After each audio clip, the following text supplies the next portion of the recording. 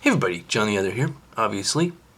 And I'm also John Hembling. And I'm doing a response in a couple of different people have asked me to talk about some comments made by Dr. Jordan Peterson about his apparent dislike for MGTOW. That's, I think, stating it mildly. And I don't want to come down too hard on him, although I do want to respond. So this is my pathetic weasel's rebuttal to comments made by Jordan Peterson. I don't want to have anything to do with women. It's like you're a pathetic weasel. That's the same statement. Jordan Peterson does not like MGTOW, men going their own way. That's a bit of an understatement. According to Dr. Peterson, men advocating a MGTOW path, particularly giving advice towards younger men, these guys, of whom I am one, are actually saying that they are pathetic weasels. Let's begin with what Dr. Peterson said, so we don't fall into the trap of characterizing a statement in a reply without keeping the text of the actual statement.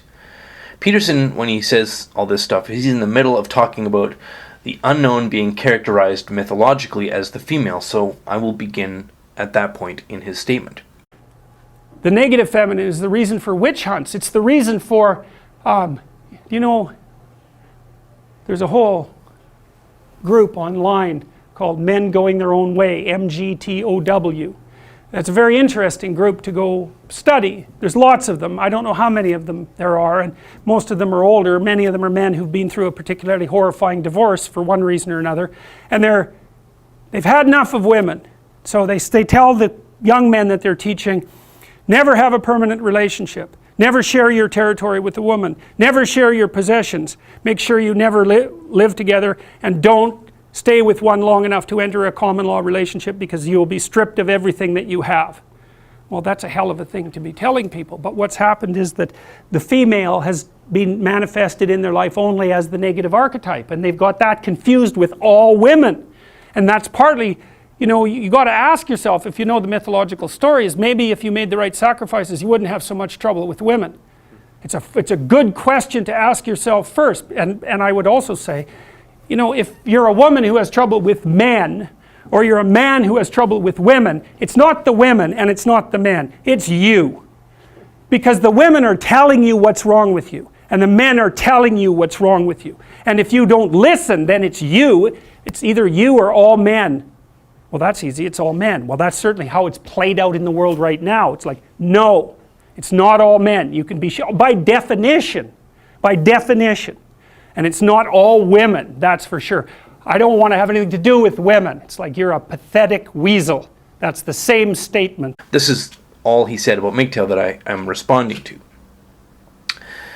But I don't think that it is the same statement. For starters, it's two different statements. They're even spelled differently. But let's not get ahead of ourselves. Let's break down Dr. Peterson's analysis from the beginning. He says there's a whole group online called Men Going Their Own Way, MGTOW. There is a small number of guys practicing and talking about MGTOW online. That's true. But I think most men that we would call MGTOW, if we could see into their lives, are invisible to us. Talking about it online and putting MGTOW into practice in your life are quite separate activities. Having a YouTube channel makes me personally a little bit of a public figure, even if I'm not of any particular fame. But even so, I run into about 2 people per month who introduce themselves to me in real life as men plotting their own MGTOW paths. Now, I'm not particularly social, I don't get out much. I'm just talking about running errands to the grocery store, taking my laptop in for repairs. I still bump into MGTOW guys who introduce themselves to me every month. So there's obviously a lot of you guys out there. And you're running against the mainstream of our culture. So obviously most guys are not going to stick their necks out by putting their face on a video sharing website like YouTube. The point is, most of MGTOW is not online. It may be that most guys practicing MGTOW don't even know that there's a name for it. Peterson also noted that most MGTOW are older men. Well, I'm what you might call older, but most of you in the real world doing the MGTOW thing are younger than me, at least the guys I meet. In real life, in their 20s and 30s. So Obviously, judging a demographic by who I personally meet is not exactly a methodologically valid technique for a social scientist, but I'm still going to stand on my opinion that this isn't all, or even mostly, old guys who got screwed over in a nasty divorce. Now, admittedly, Professor Peterson does not claim all MGTOW guys are men wounded in the divorce industry, but he does say, quote, "Many of them are men who've been through a particularly horrifying divorce for one reason or another." But is it many MGTOW guys who have found this practice only after a trip through the machinery of the family court? Is it actually a lot? I hope that it's not, because that would suggest to me that men are pretty stupid. And by stupid, I mean unable to understand that a fire is hot without first directly sticking your own hand right into the flame and feeling the pain of being burned by that fire. I observe with some optimism about men's intelligence that Dr. Helen Smith has not yet written a book called Why Men Are Boycotting Second Marriage, and Warren Farrell has not yet published The Myth of Second Marriage, and Christina Hoff Sommers has not yet begun writing her bestseller called The War Against Second Marriage. It is my unscientific opinion that men, and in particular young men, are seeing marriage and divorce as the wealth appropriation machine that it is, and they are voting no with their feet. I mean, you guys aren't stupid. And that is not to suggest that Dr. Peterson is stupid. He's not. In fact, Peterson is arguably one of the smartest men in his field, and on YouTube. And he's got balls of solid titanium steel and the stamina of a giant. But he's not an actual, giant. He's just a man. And he's one who has studied the collapse of numerous societies into the chaos of extreme brutality, starvation, mass murder, and darkness. And I think it is likely that Peterson sees the possibility of forestalling that terrible outcome in some kind of a social awakening in which men and women in our society are once again able to complement each other's lives, parent children together, reassert the family as the basic social unit of a non-pathological society here. I'm just guessing, obviously. Is there any known historical model in which the slide into a Marxist-propelled murder state, hell, was reversed? If there is, I definitely want to know about it. But the problem with any cleaving to the traditional family as a path to salvation is not, as most injured men might claim, that all women are evil. Yeah, evil is a troublesome word. You can substitute any other negative personal characteristic you like whenever you hear the word evil in this little talk. Cruel, selfish, narcissistic, cluster B personality disorder, whatever makes you happy. I know I part company from a lot of MGTOW guys on this point. I don't think all women are evil. I don't even think most women are evil. I don't even think any significant minority of women are evil. There are a few properly evil people in this world, and some of them are women, but they are rare. Now, Dr. Peterson's refutation of MGTOW occurs as not much more than a short detour in the middle of a more interesting and longer talk, but he makes a particular point that not all women are like that, NAWALT. And indeed, if you're a man, and if you have a problem with all women, the problem is not with them, it's with you. The problem that MGTOW guys are addressing is not that all women, or most women, or even that some women are evil. They're not evil. It's actually much, much worse than that. The problem is that women are not anything, barring a few notable and exceptional individuals like, say, Ayan Hirsiali, Cecilia Bartoli, Janice Fiamengo, or Grace Jones. Most women are the same temperature as the water they swim in. And I know you can make that exact argument about men as well. But there's a small and important difference. The water we are swimming in is not a patriarchy. It's not a system made by men for men. How can I tell? Well, according to almost all public discourse, this is a society and a civilization built by men for the benefit of men and built on the sacrifices of and to the endless subjugation of women. But there are metrics. Public spending, rates of suicide. I'm not going to repeat things here that I've pointed out many times already. So there's like a list of maybe 50 things that we could go through as metrics. I'll just leave that. In public and political discourse, though, women are the divine gender. I want to say one thing about Dr. Jordan Peterson. He is, in my opinion, the most important intellectual in the world in this particular moment in history. But also, Dr. Peterson is, in my estimation, a romantic. And that may be why he is so deeply troubled by the existence and the continued growth of MGTOW as a public phenomenon. According to Peterson, MGTOW is a path chosen by men who have already been rejected by women, or who estimate that they will be rejected and who refuse to play a game that they tried and already lost at. His statement that guys saying, "I want nothing to do with women," what they're really saying is, "I am a pathetic weasel," is correct if we believe that MGTOW guys are those who have already struck out with women, or who correctly estimate that they are of such low sexual marketplace value that they would waste their time to even try. If you are a guy and this is what you believe about yourself, then saying, "I want nothing to do with women," is fundamentally a sour grapes complaint. It's self-deception and excuse-making. Rather than improve yourself for the competition, you declare you never wanted the prize anyway. So if this is what all the MGTOW guys in the world were actually doing, Peterson would be right to call them, and to call me, pathetic weasels. But are you, listening to this, assuming you're MGTOW, are you really just some loser who struck out with girls, or some guy who was brutalized by the machinery of the family court? And now, instead of growing stronger or wiser or getting yourself together, you're going to cry that all women are evil. I'm sure there are a few guys like that. But those guys are not interesting, and I don't think there are very many of them.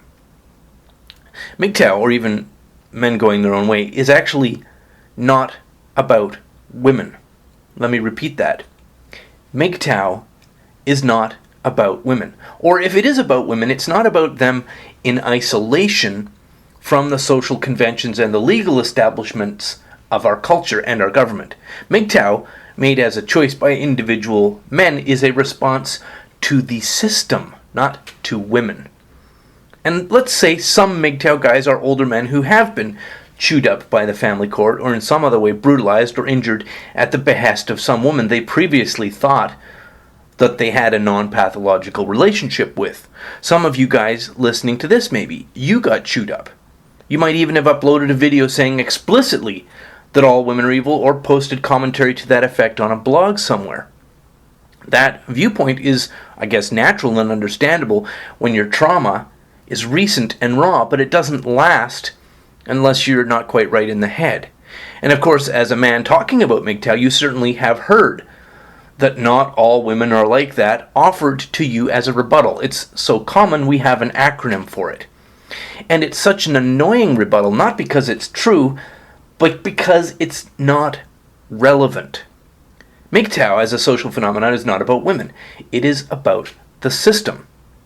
By which I mean the socially common values of our culture, the normal practices of our media, the policies of law enforcement, the laws themselves, the practices of government, and all of its varying agencies and institutions, and all those elements that enable and give aid to predatory or violent or destructive and pathological behavior by women towards you, because you are the male sex who is deemed to be naturally evil and appropriate to abuse, while women are deemed to be morally pure, innocent, and virtuous, so that no matter what an individual woman might do that is violent, if she's female, it's okay, and you can just suck it up.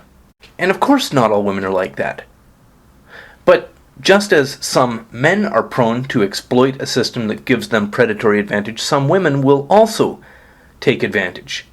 And what we are living in is a society that increasingly and faster creates opportunities for a person with pathological personality elements to articulate those characteristics that are pathological and predatory through the machinery of the courts or the police or any of dozens of other agencies and institutions. And that would be bad enough, with a small number of pathological people to use those systems. But compounding this problem is the fact that our culture's social and political narrative is one that now explicitly and actively tells women and girls that they are victims of men and that they should engage in predatory behavior through the machinery of social and legal institutions like the courts, and that profiteering by, say, fielding a false accusation is not actually immoral or improper. It is, in fact, justice, even if it's very clear that a man targeted by such an attack is individually innocent.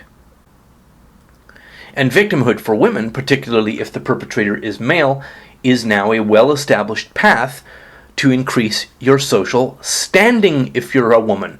And you don't actually need to be victimized, all you need is a story. What amazes me right now is the fact that any man past, I guess, the age where his hormones are inducing a kind of sexual insanity, are not all of them mapping individual MGTOW paths, right? I mean, right down to the last man standing. And of course, speaking of individuality, there is a very powerful thread in the culture of MGTOW that idealizes the individual, and I guess what Dr. Peterson refers to as logos, which is to say the manifestation of a person seeking and articulating what they can comprehend as the truth through their actions in the world. And the feminized mainstream of our culture and its loss of regard for objective truth is one of the things intuitively rejected by men plotting their own individual paths as men going their own way. But obviously there's a dark side to MGTOW as well, particularly when it is evaluated from the perspective of somebody who believes it's possible to regain a cultural esteem for embodiment in the individual of something like the concept of truth as the central and foundational metaphor of our civilization. The dark side of MGTOW includes the idea that logos is gone from the mainstream of the culture, and while individual men may still define themselves approximately as imperfect attempts to instantiate themselves as that manifestation of truth articulated by personal action, the society we're now a part of disregards that, and it disregards us. So why are we going to sacrifice ourselves or parts of ourselves on behalf of a culture which appears now to be pathological? The society we're in now, of course, doesn't run on these masculine values or virtues, and it is not a patriarchy, no matter how loudly that lie is told to us. Civilization, such as it exists, is an elaborate enterprise for the kicking of asses on the behalf of women. So men, particularly modern men, can't change it in its foundational value. Women can, and indeed they are. What any individual man can do is change only himself. So rather than sacrifice elements of himself in a value system that disregards and despises him and disregards and despises the individual, we have a growing number of men saying, screw that, I will live in a society of myself. MGTOW is not about women. And it is that pathology embedded in government, in law, in universities, and social conventions that MGTOW is a response to. Not all women are like that. Of course they're not. Not even most women are like that, but not all of a minefield is mines either. In fact, a minefield might have only one or two mines buried in a space of many acres, but I'm still not going to chase a soccer ball into that field. And if that's a pathetic weasel, then that's what I am too. I'm John Hembling. Thank you very much for your kind attention, and as always, have a lovely day.